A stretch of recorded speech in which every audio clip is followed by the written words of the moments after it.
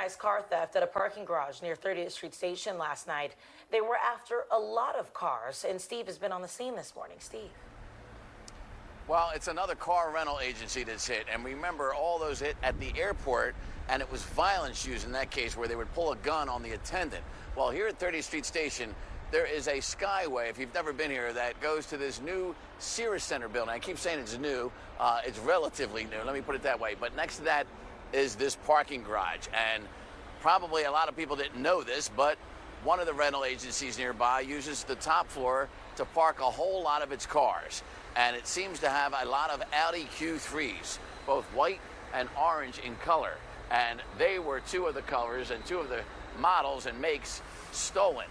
Up to 8 cars now. A law enforcement source updated me this morning when saw that we were doing this story, telling me last night that 10 males were seen going in here, taking these cars. And on this floor, where these cars are all double parked every which way, because you can see commuters likely don't use this floor, they have a lockbox down there with all the keys in them. So it was easy pickings. They didn't need to use threats or use a gun or do anything violent.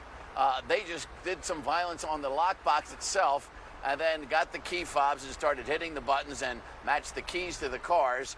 And almost every guy that came in left with a car, kind of like the Oprah show, right? So there is the lockbox now all fixed and with a brand new lock on it. But that was not so secure, let's put it that way. And there's no surveillance cameras up here, we noticed, not even when we got in that area to get on the elevator to shoot these videos. But what you'll notice coincidentally is Amtrak police parked their vehicles right next to where all the cars that were stolen there on the top floor.